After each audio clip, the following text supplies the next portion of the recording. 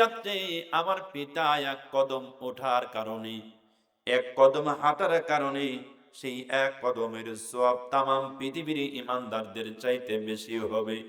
সেই রাতটার নামটা কি? সেটা কোন রাত্রে নবীজি? আমার নবীজি এই কথা যখন আম্মাজান প্রশ্ন করলেন, ওই রাতের কথা মনে করে আল্লাহর নবী চোখ দিয়া দর দর করে পানি ছেড়ে দেয়া কান্না করতে লাগলেন।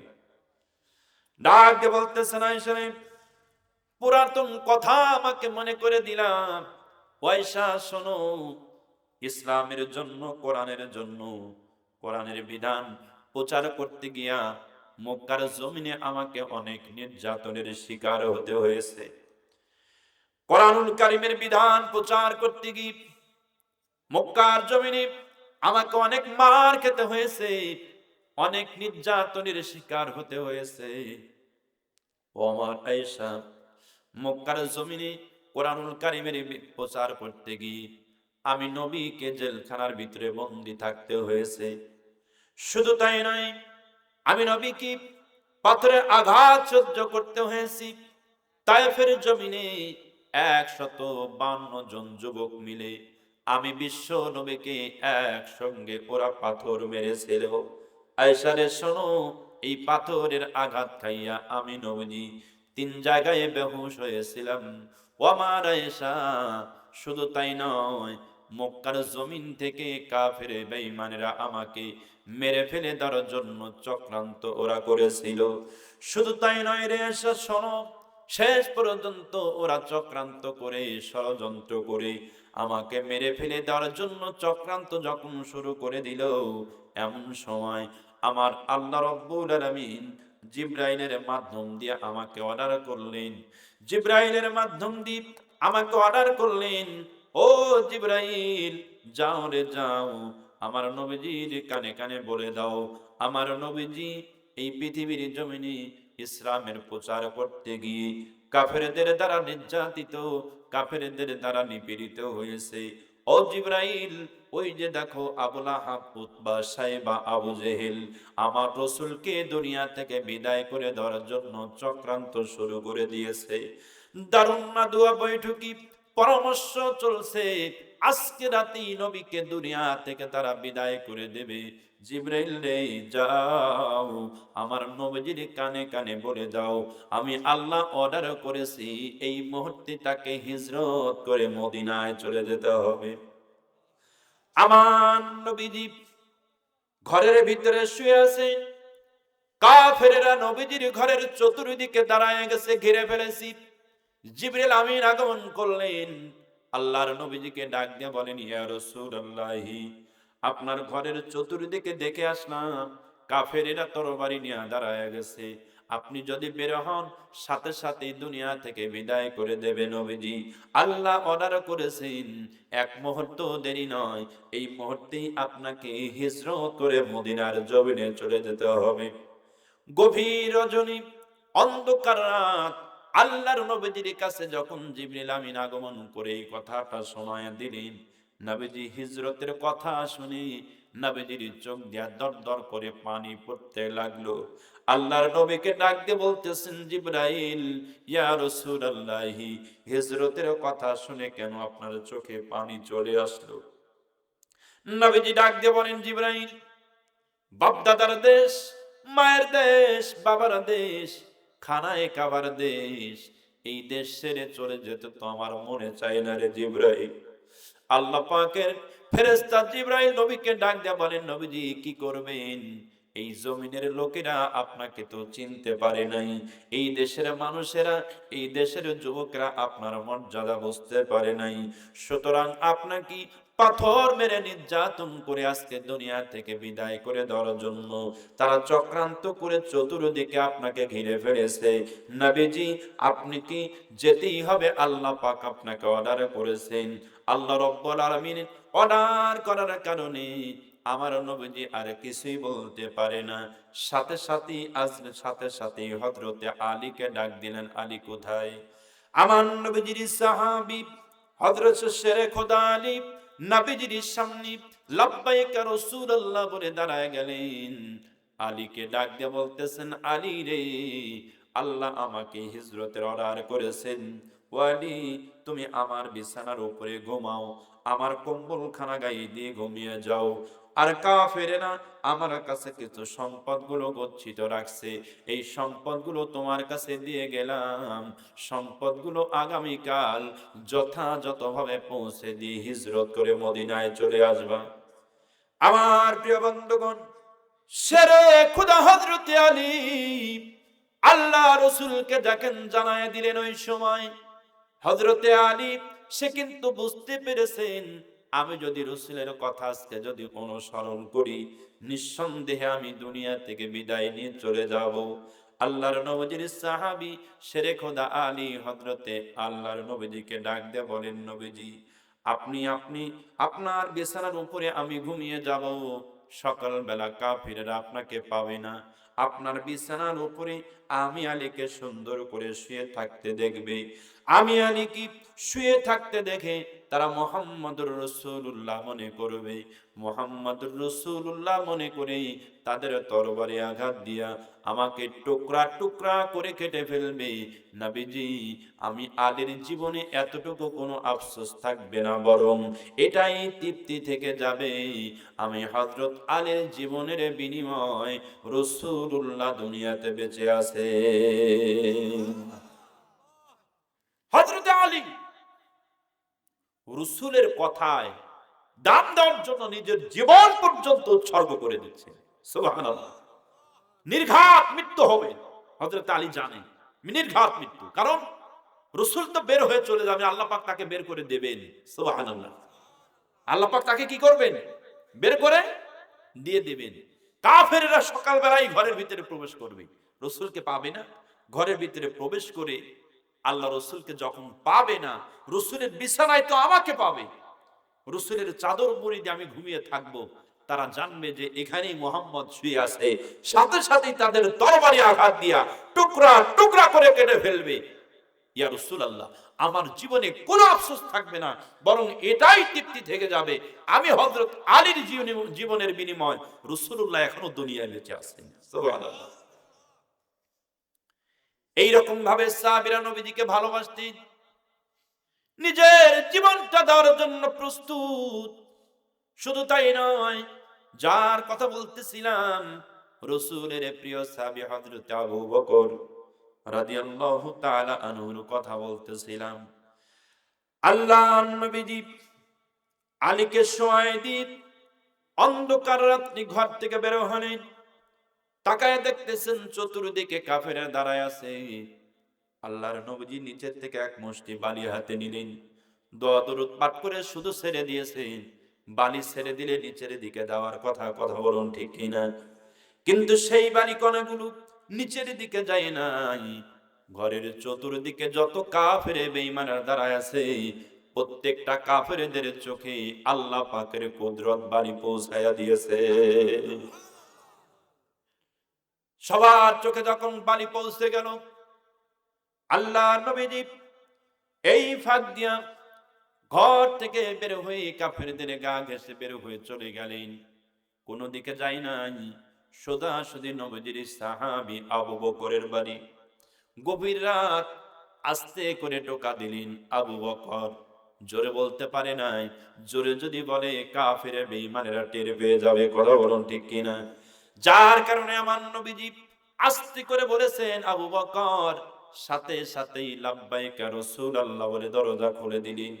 নবীজি বড় আশ্চর্য হয়ে গেলেন, কি ব্যাপার আবু বকর, মাত্র একটা ডাক দিলাম, সাথে সাথেই তোমার দরজা খুলে গেল। আবু বকর রে, রাত্রি বেলা কি তুমি ঘুমাও নাই? হযরতে আবু বকর ডাক দিয়ে বলেন, ইয়া রাসূলুল্লাহ, আপনার কি মনে নাই আজ থেকে 6 মাস পূর্বে আপনি আমাকে বলেছিলেন, আবু বকর রে, ও আবু বকর, মক্কার পরিস্থিতি ভালো বোঝা যায় না রে আবু বকর, মক্কার পরিস্থিতি কেমন জানো ভালো বোঝা যায় না। মক্কায় যেরকম জুলুম নির্যাতন শুরু হয়েছে, আমি নবীজির উপরে যেরকম নির্যাতন শুরু হয়েছে, আবু বকর রে, হয়তো বেশি দিন এই মক্কার জমিনে থাকা যাবে না, হয়তো অল্প দিনের ভিতরেই এই জমিন ছেড়ে দিয়া মদিনার জমিনে চলে যেতে হবে।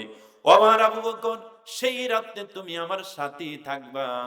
শেরে খোদা হযরতে আবু বকর রাদিয়াল্লাহু তাআলা আনহু রাসূলকে এই কথা স্মরণ করে দিলেন। নবীজি, এই জন্য সেই দিন থেকে আমি এ পর্যন্ত যখন সন্ধ্যা ঘনিয়ে যায়, আমি মনে মনে ভেবেছি, না জানি কত রাত্রে আমার নবীজি আমার বাড়িতে আসেন।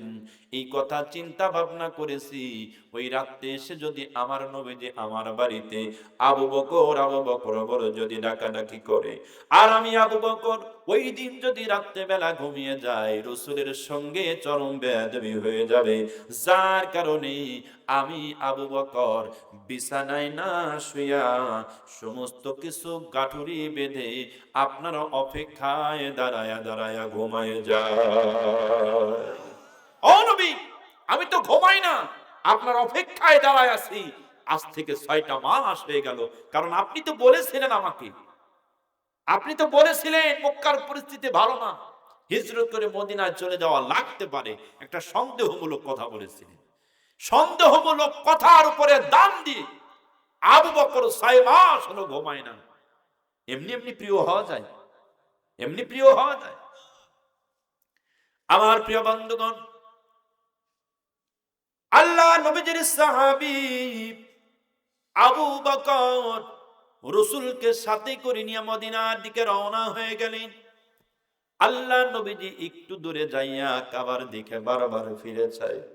নবীজি কাবার দিকে ফিরিয়া দুই চোখ দিয়া ঝর্ণার মতো পানি পড়তেছে নবীজি।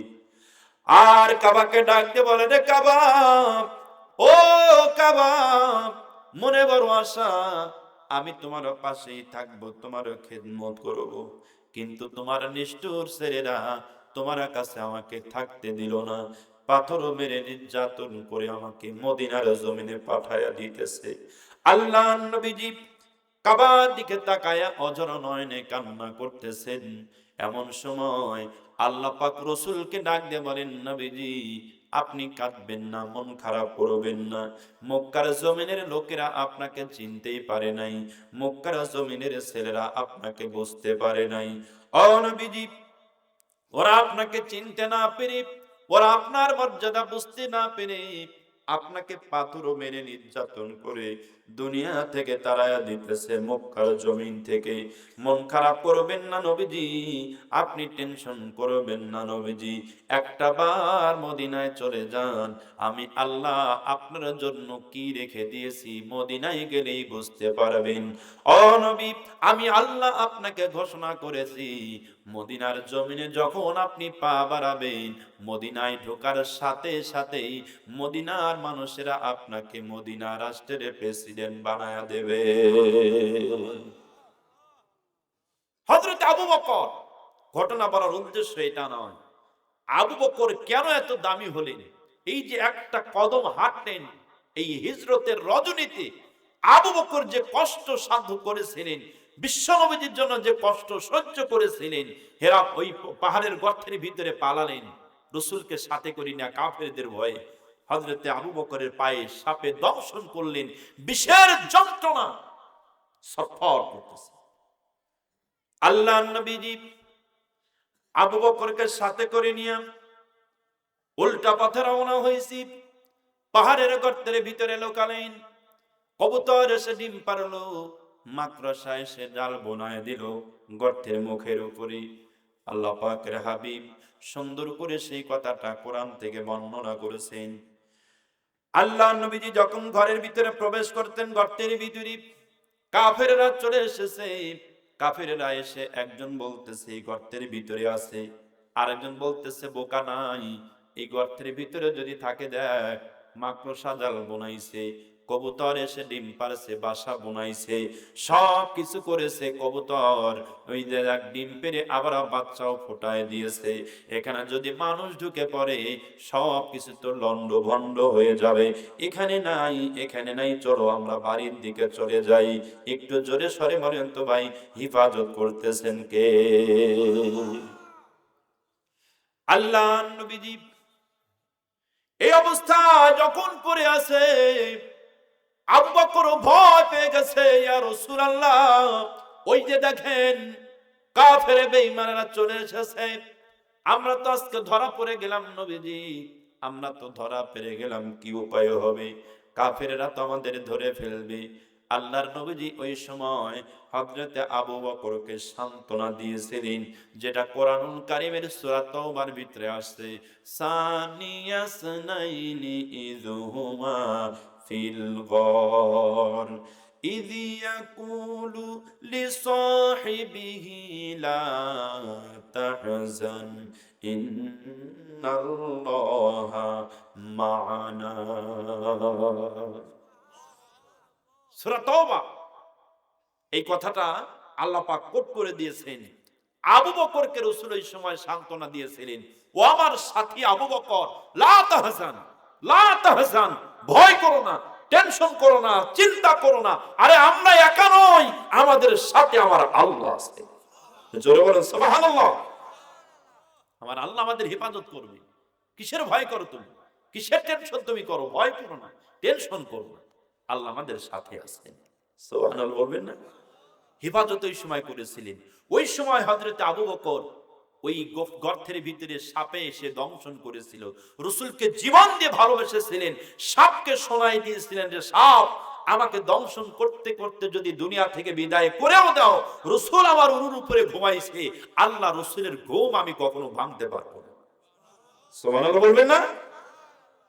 যার কারণে আল্লাহ পাক ওই রাতের এক কদমের সওয়াব তামাম পৃথিবীর সমস্ত ইমানদারদের চাইতেও বেশি করেছেন। সুবহানাল্লাহ বলেন। আল্লাহ পাক সেই নবীজিকে আনুগত্য করার কথা বলেছেন, সেই নবীজির আদর্শ এই পৃথিবীতে বাস্তবায়ন করার কথা আল্লাহ পাক বলেছেন। কারণ রাসূলের আদর্শ আমাদেরকে এই জন্য বাস্তবায়ন করতে হবে। একটু জোরে সোরে বলেন তো দেখি, রাসূলের চাইতে ভালো আদর্শওয়ালা মানুষ এই পৃথিবীতে আর কেউ আছে? সবাই একটু জোরে বলেন, আছে? আদর্শ যদি আমাদের গ্রহণ করতে হয়, একটু আওয়াজ তুলে বলেন, কার আদর্শ গ্রহণ করতে হবে? সবাই একটু ভালো করে ভাবুন, কার আদর্শ? রাসূলের আদর্শ আমাদের গ্রহণ করতে হবে। আমরা কি তাই গ্রহণ করি? আমরা তো স্লোগান তুলি, আমরা অমুক নেতার সৈনিক, আমরা অমুক নেতার আদর্শের সৈনিক, অমুক নেতার আদর্শ আমরা এই পৃথিবীতে বাস্তবায়ন করতে চাই।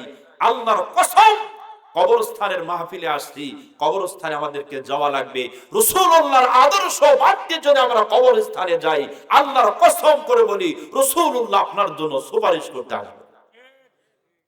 কিসের জন্য আসবেন? কারণ আপনি তো রাসূলের আদর্শ বাস্তবায়ন করেন নাই। রাসূলের আদর্শ বাস্তবায়ন না করলে রাসূল কেমনে আপনার কাছে আসবে? ঠিক না কথা বলুন। প্রিয় বন্ধুগণ আমার, ভাইয়েরা আমার, আমার নবীজির আদর্শটা কেমন? কেন তার আদর্শটা গ্রহণ করতে হবে? কেন তার আদর্শ মানতে হবে? আল্লাহর নবীজির সাহাবী হযরতে খাদিমে রাসূল হযরতে আনাস রাদিয়াল্লাহু তাআলা আনহু বর্ণনা করলেন, আল্লাহর নবীজির আদর্শ কেমন। হযরতে আনাস রাসূলের খাদেম, তিনি বর্ণনা করলেন, আমি ছোট্ট বয়সে রাসূলের বাড়িতে গেলাম রাসূলের খেদমত করার জন্য। আল্লাহর নবীজির খেদমত করতে গিয়া আমি 10টা বছর নবীজির বাড়িতে থেকে নবীজির খেদমত করেছি। এই খেদমত করতে গিয়ে আমি ছোট মানুষ হওয়ার কারণে মাঝে মধ্যেই ভুল হয়ে যেত। আমার ভিতরে মাঝে মধ্যেই নবীজির সঙ্গে খেদমত করতে গিয়া ভুল হয়ে যেত। আল্লাহর নবীজি যদি আমার কাছে তেলের বাসন চাইতেন, নবীজির কাছে গামছা নিয়ে এগিয়ে দিতাম, এরকম মাঝে মধ্যেই ভুল হতো। কিন্তু আমি আনাস তাকায় দেখেছি, একটানা 10টা বছর নবীজির বাড়িতে থেকে নবীজির খেদমত করেছি। এই 10টা বছরের ভিতরে কোন দিনের জন্য আল্লাহর নবীজি আমাকে ধমক দিয়ে কথা বলে নাই। আল্লাহর নবীজি কোনদিন আমাকে চোখ রাঙায় কথা বলে নাই। আল্লাহর নবীজি কোনদিন আমাকে কটু কথা বলে নাই। রাসূলের খাদেম হওয়ার কারণে, রাসূলের ভিতরে আদর্শ থাকার কারণে আমার নবীজি সমস্ত কথাগুলো আমি আনাসের কপালের উপর দিয়ে চমা দিয়া শিক্ষা দিয়া দিতে। এটা হলো রাসূলের আদর্শ। সব 10টা বছর খেদমত করলেন। আনাস বলতেছেন কত ভুলই করলাম, কিন্তু কোনোদিন রাসূল আমাকে চোখ রাঙানি দেয়নি, কোনোদিন আমাকে কটু কথা বলে নাই। বরং আল্লাহর নবী আমাকে কাছে ডেকে এনে আমি আনাসের কপালের উপরে চুমা দিয়া সব কাজগুলো শিক্ষা দিয়ে দিতেন। সুবহানাল্লাহ। আমাকে কেন অনুসরণ করতে হবে রাসূলকে? কি জন্য অনুসরণ করতে হবে? আমি আপনাদের দুই একটা পয়েন্ট দেখাই দিই। আপনারা বিরক্ত হচ্ছেন মনে হয়, বিরক্ত হচ্ছেন? দুই একটা পয়েন্ট দেখাই দিই। আমার প্রিয় ভাইয়েরা আমার, আমি আপনি যখন দুনিয়া থেকে বিদায় নিয়ে চলে যাব, দুনিয়া থেকে বিদায় নিয়ে চলে যাবার পর আমার আত্মীয় স্বজনেরা, গ্রামবাসী, এলাকাবাসী, আমার সন্তান আদিগুলো দাফন করার জন্য তারা পারাপারি করতে থাকবে। তাড়াহুড়া করে আমাকে গোসল করাবি। গোসল করানোর পরে সামাজিক ভাবে অ্যানাউন্স হয়ে যাবে, অমুক ব্যক্তি দুনিয়া থেকে বিদায় নিয়ে চলে গেছে, অমুক ব্যক্তির জানাজা অমুক সময় হবে অমুক মাঠে। বলে কি বলে না? আমাকে সব মানুষগুলো গোসল করায়া সুন্দর করে সাজগোজ করে জানাজার ময়দানে যখন নিয়ে আসবেন, জানাজার ময়দানে নিয়ে এসে আমাকে জানাজার মঞ্চে যখন হাজির করবে, জানাজা শেষ হয়ে যাবে। জানাজা শেষ করার পরে সবাই আমাকে কবরস্থানের দিকে নিয়ে চলে যাবে। আমার প্রিয় বন্ধুগণ, আমি আপনাদের কাছে এখন জানতে চাই, ওই কবরস্থানে যখন আপনাকে আমাকে নিয়ে যাওয়া হবে, ওই কবরস্থানের ভিতরে আপনাকে আমাকে রাখার পর ইমাম সাহেব কিন্তু বলে দেয়, প্রিয় ভাইরা আমার, আপনারা সবাই দোয়া পড়েন। কবরের ভিতরে যেই 3জন ব্যক্তি নামানো আছে, ওই 3জন ব্যক্তিকে বলা হয় আপনারা সবাই বুকের উপরে হাত দিয়ে থাকেন। কথা বলুন ঠিক কিনা? বুকের উপরে হাত দিয়ে রাখা হয়। তারপরে ইমাম সাহেব একটা দোয়া পড়ায় দেয়। আপনাদের এলাকায় এরকম করে কিনা ভাই? দোয়া পড়ায়। দোয়া পড়ায় কি দোয়া? বিসমিল্লাহি অবিল্লাহি অফি সাবিলিল্লাহি ওয়া আলা মিল্লাতি রাসূলিল্লাহ। সংক্ষেপে বলা যায় বিসমিল্লাহি ওয়া আলা মিল্লাতি রাসূলিল্লাহ। এই দোয়া 3বার তালকিন দেওয়া হয়। সবাই আমরা দোয়াটা তালকিন দিয়ে দেই। এই যে দোয়া পড়লাম, একটু জোরে সোরে বলো তো দেখি এর অর্থটা কি হবে? কোনোদিন আমরা কি ভেবে দেখছি এর অর্থটা কি? দোয়া তো পড়ে দিলাম বুকের উপরে হাত দিয়ে, এর অর্থটা কি হবে, এর তাৎপর্য কি, এটা আমরা ভাবি নাই। এর অর্থ হলো বিসমিল্লাহি ওয়া আলা মিল্লাতি রাসূলিল্লাহ। এর অর্থ হলো আজকে থেকে এই ব্যক্তিকে রাসূলের মিল্লাতে রেখে গেলাম। আজকে থেকে এই ব্যক্তিকে কোথায় রেখে গেলাম? রাসূলের মিল্লাতের উপরে রেখে গেলাম। এখন আমার প্রশ্ন, আমার প্রিয় বন্ধুগণ, যেই ব্যক্তিকে রাসূলের মিল্লাতের উপরে রাখলাম, এই ব্যক্তি যতদিন দুনিয়ায় বেঁচে ছিলেন আল্লাহ রাসূলের মিল্লাতের বিরুদ্ধে কথা বলেছে, আল্লাহ রাসূলের আদর্শের বিরুদ্ধে চলেছে। সে যদি সাংবাদিক হয়, তার সাংবাদিক জীবনে যত লেখালেখি সবকিছু ইসলামের বিরুদ্ধে চলেছে, সবকিছু রাসূলের আদর্শের বিরুদ্ধে চলেছে। সে যদি কবি হয়, তার যত কবিতা লেখনী আছে সব কবিতা লেখনী রাসূলের আদর্শের বিরুদ্ধে। রাসূলের পক্ষে একটা কবিতা সে লিখতে পারে নাই। এমন কবি আমাদের দেশে আছে না? না, এমন কবিও আছে যার সারাটা জীবন কবিতা লিখেছে সব রাসূলের আদর্শের বিরুদ্ধে। আবার বন্ধুগণ, সে যদি বক্তা হয়, যত বক্তব্য দিয়েছে ইসলামের বিরুদ্ধে, নবীজির আদর্শের বিরুদ্ধে। এমন একজন ব্যক্তি যখন দুনিয়া থেকে বিদায় নিয়ে চলে গেল, ওই ব্যক্তিকে আমরা এলাকাবাসী সব মিলা রাসূলের মিল্লাতের উপরে রেখে গেলাম। একটু আওয়াজ তুলে বলেন তো ভাই, আল্লাহ রাসূল কি মরা লাশটা ওই সময় গ্রহণ করবে? জোরে বলুন, গ্রহণ করবে? যেই সময় মিল্লাতের উপরে থাকার কথা ছিল, জীবিত অবস্থায় রাসূলের মিল্লাতের উপরে থাকার কথা, জীবিত অবস্থায় রাসূলের মিল্লাতে কাজ করার কথা, অথচ আমরা সেই জীবিত অবস্থায় রাসূলের মিল্লাতের বিরোধিতা করেছি। আমি কবি, আমি সাহিত্যিক, আমি লেখক, যত লেখনী লিখেছি সব কিছু ইসলামের বিরুদ্ধে। আমার দেশে এমন অনেক কবি আছে যেই কবিগুলো সারাটা জীবন রসুলের চরিত্রের উপরে আঘাত করে লিখে গেছে। জোরে বলেন নাউজুবিল্লাহ। এমন লেখক অনেক আছে যাদের লেখনী রসুলের আদর্শের বিরুদ্ধে। এরকম লেখক আছে না নাই? জোরে বলেন আছে না নাই? একজন লেখক আমার রসুলের চরিত্রের উপরে আঘাত করলো, সে লিখে গেছে নবী মোহাম্মদ হলো লুচ্চা। নাউজুবিল্লাহ। তা না হলে তার এতগুলো স্ত্রী কেন লাগবে? আচ্ছা বলে তো দেখি, এই কথা যদি মুসলমান শোনে তার কি সহ্য করা সম্ভব? যদি বলেন সম্ভব। একটা লেখক, এগুলো একটা কবি। আমার দেশে আরো অনেক কবি আছেন। আমার দেশে এরকম কবিও ছিলেন যে কবি সুন্দর করে তার কবিতার ভিতরে লিখে গেছেন,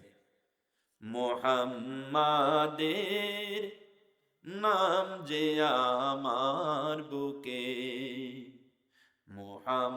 মুহাম্মাদের নাম যে আমার বুকে। ঠিক না? কথা বলুন, নাম কি? কথা বলেন, নাম কি? কাজী নজরুল ইসলাম। তিনি বলেছেন মোহাম্মদ আমার বুকে। আরেকজন কবি বলতেছেন জানাবে মোহাম্মদ হলো লুচ্চা। নাউজুবিল্লাহ। তাহলে কবির ভিতরে পার্থক্য আছে না নাই? জোরে বলেন আছে না নাই? আরেকজন তার লেখনীর ভিতরে মন্তব্য করলো, মুসলমানদের মুয়াজ্জিন মানে মসজিদ থেকে যখন মুয়াজ্জিন ফজরের আযান দেয় তখন আমার কানে এরকম শব্দ যেন ভেসে আসে যেন বেশ্যা তার খরিকদার ডাকতেছে। নাউজুবিল্লাহ বলবেন না? জোরে বলেন নাউজুবিল্লাহ। এগুলো লেখক, এগুলো কবি। আবার এই কবি কাজী নজরুল ইসলাম, তিনি আবার মসজিদটাকে নিয়ে এত সুন্দর কথা বলে গেলেন, মসজিদটাকে তিনি এত ভালোবাসলেন, মসজিদটাকে তিনি এত মহব্বত করলেন, তিনি মসজিদ নিয়ে সুন্দর করে গান লিখে গেলেন। মসজিদেরই পাশে আমার কবর দিও ভাই, মসজিদেরই পাশে আমার কবর দিও ভাই, যেন গড়ে থেকেও মুয়াজ্জিনের আজান শুনতে পাই, মসজিদেরই পাশে আমার কবর দিও ভাই।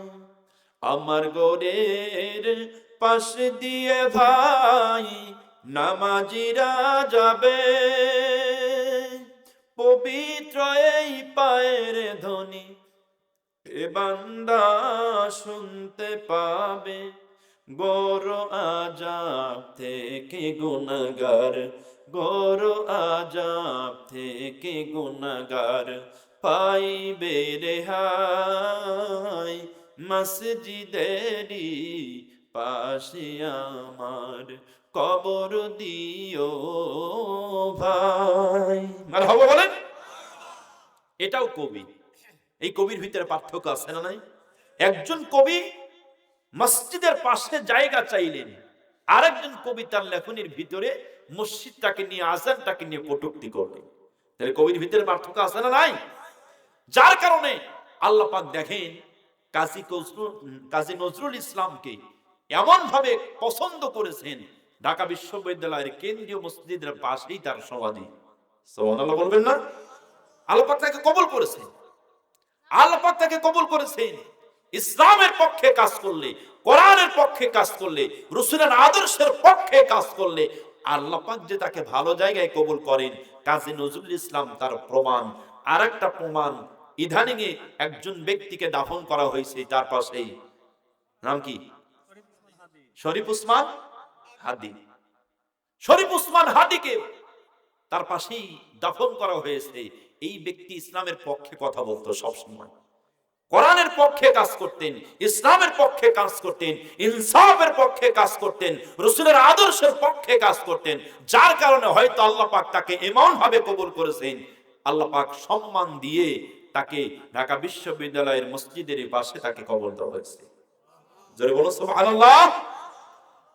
তার জানাজায় লক্ষ লক্ষ কোটি কোটি মানুষ ইতিহাসের সেরা। আমার মনে হয় বাংলাদেশে এরকম জানাজা আর হয়নি। হাদির জানাজায় যত মানুষ হয়েছে, এত মানুষ কোন জানাজায় হয় নাই। তবে একজন ব্যক্তির হয়তো হতো, যদি করতে দেওয়া হতো, বাধা যদি না দেওয়া হতো। সেই ব্যক্তি হলো কোরআনের পাখি আল্লামা দিলওয়ার হোসেন সাইদি রহিমাহুল্লাহ। ঠিক কিনা কথা বলুন? ওনাকে, ওনার জানাজায় যদি বাধা না দেওয়া হতো, হয়তো এর চাইতে বেশি মানুষ হয়ে যেত। কথা বলুন ঠিক কিনা? কিন্তু বাধা দেওয়ার কারণে হয়তো হয় নাই। অনেক বাধা বিপত্তি, অনেক ধরনের জেল জুলুমের শিকার, জুলুম, নির্যাতন, নিপীড়ন, তবু সব কিছু ভিক্ষা করে তার ভক্তরা তার এলাকায় গিয়ে জানাজায় শরীক হয়েছে। ঢাকায় যদি দিত ওই দিন জানাজা করার জন্য, আমার মনে হয় না যে ঢাকায় লোক ধরতো। ঠিক না কথা বলবেন? লোক ধরতো? সম্ভব নয়। প্রিয় বন্ধুগণ আমার, ভাইয়ের আমার, গভীর মনোযোগ দিয়ে দেন। আল্লাহ নবীজির আদর্শ এই জন্য গ্রহণ করতে হবে, ওই ব্যক্তিকে রাসূলের মিল্লাতের উপরে রেখে এসেছি। বিসমিল্লাহি ওয়া আলা মিল্লাতি রাসূলিল্লাহ। যতদিন দুনিয়ার জমিনে সেই মিল্লাতের উপরে না থাকবে, আল্লাহর কসম করে বলি, পৃথিবীর জমিন থেকে বিদায় নিয়ে চলে যাওয়ার পর আমরা সবাই মিলে, এলাকার সমস্ত মানুষ মিলে যদি রাসূলের মিল্লাতের উপরে রেখে আসি, আল্লাহর নবীজি ওই মরা লাশটা গ্রহণ করবে না। কথা বলুন ঠিক কিনা? শুধু তাই নয় বন্ধুগণ আমার, একজন মানুষ তাকে দাফন করানোর পর হাদিসের ভিতরে আসছে, একজন ব্যক্তি ওই কবর থেকে 40 কদম হেঁটে যেতে যত সময়, এই সময়ের ভিতরে দুইজন ফেরেশতা কবরে চলে আসে সওয়াল জবাবের জন্য। কবরের জমিনে যখন চলে আসি, কবরের জমিনে এসে মাইয়াতকে 3টা প্রশ্ন করা হয়। 1 নম্বর প্রশ্ন মান রব্বুকা, 2 নম্বর প্রশ্ন মা দীনুকা, 3 নম্বর প্রশ্ন অমান নাবিয়ুকা। আল্লাহ পাকের ফেরেশতারা মাইয়াতকে প্রশ্ন করে ফেলে, মাইয়াত বলো তোমার রব কে, অমা দীনুকা তোমার দিন কি, অমান নাবিয়ুকা তোমার নবী কে। এই 3টা প্রশ্ন মাইয়াতকে করা হয়। গভীরভাবে খেয়াল করবেন, এই দুনিয়ার জমিনে যখনই বলবে তোমার রব কে, রবের উত্তর আমরা ওই সময় দিতে পারবো যদি আমরা এই দুনিয়ার জমিনে রবের হুকুম যদি আদায় করতে পারি, রবের হুকুম যদি পৃথিবীর জমিনে পরিপূর্ণরূপে যদি পালন করতে পারি, তাহলে আমার জবান থেকে বের হবে রব্বি আল্লাহ, আমার রব হলো আল্লাহ। কথা বলুন ঠিক কিনা? কিন্তু এই দুনিয়ার জমিনে আমরা তো রবের হুকুম আদায় করি না, আমরা তো রবকে ভয় পাই না। এই দুনিয়ায় আমরা ভয় পাই রবকে। ঠিক না কথা বলুন? রবকে ভয় করি না, রবকে ভয় করি। কি ভুল বললাম নাকি? রবকে কি ভয় করি আমরা? আমরা তো রবকে ভয় করি না, রবের হুকুম মানি না। ও প্রিয় ভাই, আমরা যদি সত্যি রবকে যদি ভয় করি, রবের কথার উপরে আমাকে অটল থাকতে হবে। যখনই আমরা স্বীকার করব ক্বালু রব্বুনাল্লাহ, আল্লাহ পাক কোরআনে সূরা হামিম আশ-শাদ্দার ভিতরে সুন্দর করে জানায় দিলেন, ইন্নাল্লাযীনা ক্বালু রব্বুনাল্লাহু সুম্মা ইসতাকামু তাতানাজ্জালু আলাইহিমুল মালাইকা আল্লা তাখাফু ওয়া লা তাহজানু ওয়া আবশিরু বিল জান্নাতিল্লাতী কুনতুম তুআদুন। আল্লাহ পাক বললেন, নিশ্চয় যারা বলবে ক্বালু রব্বুনাল্লাহ, আমার রব হলো আল্লাহ। একটু জবান খুলে বলেন আমাদের রব কে? সবাই বলুন আমাদের রব কে? আমাদের রব হলো আল্লাহ। এই কথা যারা বলবে, এই কথা বলেই শুধু ক্ষান্ত হবে না, এই কথার উপরে যারা ইস্তেকামাত থাকবে, প্রতিষ্ঠিত থাকবে, প্রিয় বন্ধুগণ খুব ভালোভাবে খেয়াল করবেন, যখনই আমরা স্বীকার করব আমাদের রব হলো আল্লাহ, তারপরে থেকে আল্লাহর হুকুম সারা পৃথিবীর জমিনে কারো হুকুম মুসলমানদের জন্য পালন করা জায়েজ হবে না। কথা বলুন ঠিক কিনা? আমরা যখনই স্বীকার করবো আমার রব আল্লাহ, সব মানুষকে সেই রবের আইনের কাছে মাথা নত করতে হবে। ঠিক না কথা বলুন? কিন্তু আমরা আল্লাহর আইনের কাছে মাথা নত করতে তো চাই না। এখনই যদি বলা হয় যে আল্লাহর আইন চাই, সৎ লোকের শাসন চাই, তখন আপনারা এক শ্রেণী মানুষ হয়তো আমাকে বলবেন, এই তো হুজুর রাজনীতি শুরু করছে। হ্যাঁ, অনেকে হয়তো বলতে পারেন, কিন্তু আমি ওদিকে হয়তো যাচ্ছি না, যেহেতু কবরের মাহফিল, এর জন্য ওই দিকে যাচ্ছি না। এই দিকে কিছু কথা আমি আপনাদের বলতে চাই। তবু কথার পরিবেষ্টিতে কথা বলতে হয় যে এই সময় আমরা যদি আল্লাহর আইনের কাছে মাথা নত করি, তাহলেই আমরা আল্লাহর উপরে বিশ্বাস করতে পারবো, আমরা দাবি করতে পারবো আমার রব আল্লাহ। এই কথা যদি স্বীকার করি, আল্লাহর আইন ছাড়া কারো আইন মানা যাবে না। কোন মানুষের তৈরি করা মতবাদ মানা যাবে না। কোন মানুষের তৈরি করা মতবাদ দিয়ে পৃথিবীর জমিনে শান্তি আসবে না, কখনো সম্ভব হবে না। কথা বলো ঠিক না? এই জন্য আল্লাহ পাক বললেন, নিশ্চয়ই যারা বলে কলু রব্বুনাল্লাহ, আমার রব হলো আল্লাহ, সুম্মাস্তাকামু, এই কথার উপরে যারা ইস্তেমার থাকে, প্রতিষ্ঠিত থাকে, তাতানাজ্জালু আলাইহিমুল মালাইকা, এরপরে আল্লাহ রাব্বুল আলামিনের রহমতের ফেরেশতা তখন তাদের কাছে নাজিল হয়, তাদের কাছে নাজিল হয়ে বলতে থাকে, আল্লাহ তাখাফু, ও আল্লাহর বান্দারা ভয় করো না, টেনশন করো না, ওয়া আবশিরু বিল জান্নাতিল্লাতী কুনতুম তুআদুন, ওই জান্নাতের সুসংবাদ শুনে খুশি হয়ে যাও, যেই জান্নাতের ওয়াদা আমার আল্লাহ পাক করেছে। আমার আল্লাহ যে জান্নাতের ওয়াদা করেছেন, সেই জান্নাতের ওয়াদা তোমরা শুনে খুশি হয়ে যাও। সুবহানাল্লাহ। আমার বন্ধুগণ, তাহলে খুব ভালোভাবে খেয়াল করেন, এই পৃথিবী জমিনে যারা আমার আল্লাহকে পরিপূর্ণ রব হিসেবে মানবি, ফেরেশতা তাকে জিজ্ঞাসা করার সাথে সাথে তার জবান থেকে বের হবে রব্বি আল্লাহ, আমার রব হলো আল্লাহ। 2 নাম্বার জিজ্ঞাসা করবে অমা দীনুকা, তোমার দিন কি, তোমার জীবন ব্যবস্থা কি, তোমার জীবনটা কোন পথে তুমি ব্যয় করেছো, তোমার জীবনটা তুমি কোন পথে ব্যয় করে এসেছো দুনিয়ায়, তোমার এই জীবনে কোন পথে তুমি সংগ্রাম করে এসেছো, কোন পথে তুমি সারাটা জীবন কাজ করে এসেছো, তোমার রাজনীতি, সমাজনীতি, অর্থনীতি তুমি কোন পথে ব্যয় করেছো, একটু বলে বলে তার উপরে জান্নাতে চলে যাও। আমার প্রিয় বন্ধুগণ, এই কথা যখন জিজ্ঞাসা করবে, বলা হচ্ছে সত্যই যদি সে ইসলাম ভিত্তিক জীবনটা বাস্তবায়ন করে, সত্যই যদি কোরআন ভিত্তিক জীবন পরিপালনা করে, সত্যই যদি সুন্নাহ অনুযায়ী জীবনটা বাস্তবায়ন করতে পারে, তার জবান থেকে বের হবে দ্বীনুনা ইসলাম, আমার দ্বীন হলো ইসলাম। কথা বলুন ঠিক কিনা? আমার প্রিয় বন্ধুগণ, কিন্তু যদি ইসলাম অনুযায়ী জিন্দেগি গঠন না করি, কোরআনের বিপক্ষে যদি তার জিন্দেগি গঠন করে, তার জবান থেকে কখনোই বের হবে না দ্বীনুনা ইসলাম, বরং সে বলতে থাকবে লা আদরি, কিছুই জানি না, কিছুই বলতে পারি না।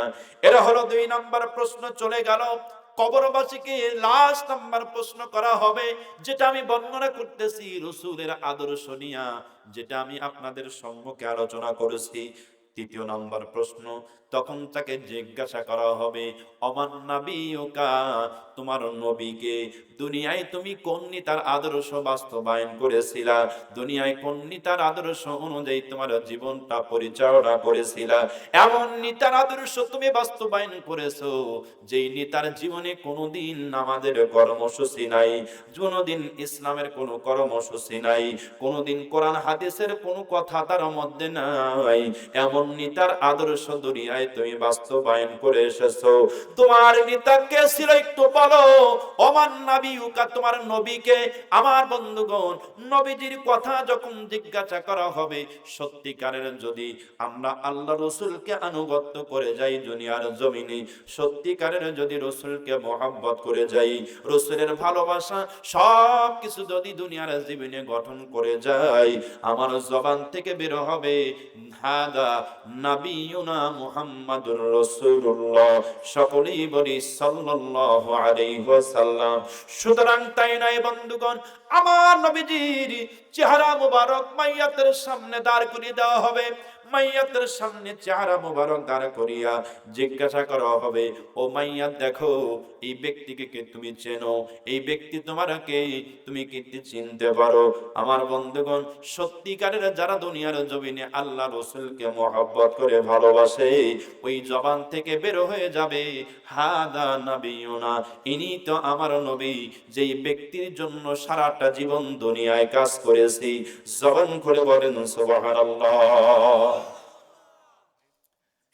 যেই নবীজি ছাড়া আখিরাতের ময়দানে কোন মানুষ আপনার পক্ষে কাজ করবে না, সেই নবীকে মহব্বত করা দরকার আছে না নাই? সবাই বলেন দরকার আছে না নাই? কিয়ামতের দিন আল্লাহ পাক এক শ্রেণীর ফেরেশতাদের ডাক দিয়ে বলবেন, ও আমার ফেরেশতারা, তোমরা কোথায়? জাহান্নামের শিকল ধরে টেনে আরশে আজিমের বাম দিকে একটু হাজির করো। আমার নাফরমান বান্দা বান্দি একটু দেখে নে, ওরা শক করে কেন জাহান্নাম কামাই করেছে। আমার কথা বিশ্বাস করে নাই, আমার কথা মানে নাই, নবী রাসূলের কথা বিশ্বাস করে নাই, ওলামায়ে কেরামের কথা মানে নাই, বিশ্বাস করে নাই। জাহান্নামটাকে ধরে নিয়ে আরশে আজিমের বাম দিকে হাজির করো, একটু দেখে নে, ওরা দেখুক শক করে কেন দুনিয়ায় জাহান্নাম কামাই করছে। কি এই যে আমরা বুঝাই, ওলামায়ে কেরাম বুঝায়, নবী রাসূল এসেছিলেন, আউলিয়া কিরাম আমাদের দেশে এসেছিলেন, সাহাবায়ে কিরাম এসেছিলেন পর্যায়ক্রমে, আমাদেরকে বুঝাইছে, আমরা যেরকম বুঝাই তারাও বুঝাইছে। কিন্তু অনেক মানুষ আমরা যখন বুঝাই তারা মনে করে আরে বাদ দাও, হুজুররা বলেই থাকে। ঠিক না কথা বলবো? একথা বলে কি বলে না? বাদ দাও, হুজুররা বলেই থাকে। আল্লাহ রাব্বুল আলামিন বললেন, আরশে আজিমের বাম দিকে হাজির করো, আমার নাফরমান বান্দা বান্দি দেখুক তারা শক করে কেন জাহান্নাম কামাই করেছি।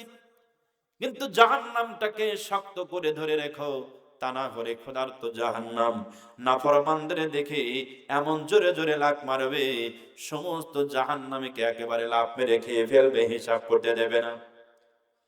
আল্লাহ পাকের অর্ডারে লক্ষ লক্ষ ফেরেশতারা জাহান্নামের লাগাম ধরে, শিকল ধরে আরশে আজিমের নিচে সুন্দরভাবে যখন এগিয়ে নিয়ে আসবে, জাহান্নাম বহুদূর থেকেই ক্ষুধার্ত জাহান্নাম নাফরমানদের দেখে এমন জোরে জোরে লাফ মারা শুরু করবে, এমন জোরে গর্জন করা শুরু করবে, এমন ভাবে তর্জন করা শুরু করবে, দাস পিতাসে থাকবে গর্জনের শব্দে। আমার বন্ধুগণ, জাহান্নামের ডাকে, জাহান্নামের শব্দে হাসুরবাসীরা সবকিছু পেরেশান হয়ে যাবে, হয়রান হয়ে যাবে, পেরেশান হয়ে জমিনে লুটায় পড়বে, সবাই নিজের চিন্তায় ব্যস্ত হয়ে পড়বে, সবাই নিজের চিন্তা করতে থাকবে, ইয়া নাফসি বলে চিৎকার করবে, ডাক মারবে। কিন্তু এই সময় একজন ব্যক্তি নিজের চিন্তা করা বাদ দিয়া, নিজের চিন্তা না করে তার উম্মতের চিন্তা করতে থাকবেন। তিনি আর কেউই নয়, তিনি হলেন আপনার আমার নবী, আখিরি জামানার পয়গম্বর নবী মুহাম্মদুর রাসূলুল্লাহ। সকলেই বলি সাল্লাল্লাহু আলাইহি ওয়াসাল্লাম।